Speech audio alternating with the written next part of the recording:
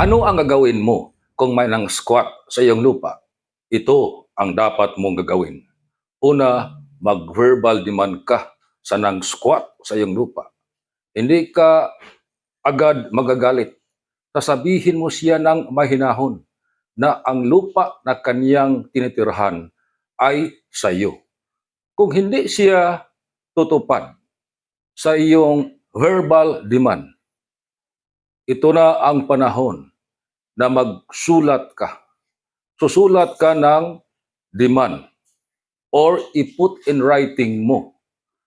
Sasabihin mo sa kanya na within 30 days, dapat na siyang lumipat sa lupa na kaniyang tinitirhan. Kung hindi pa rin tutupad after 30 days, pumunta ka na sa barangay. Magsampa ka ng complaint sa barangay para paalisin ang tao na nang squat sa iyong lupa. After conciliations or mediations, kung hindi pa rin tutupad ang nang squat sa iyong lupa, iyan na ang panahon na kukuha ka ng abogado.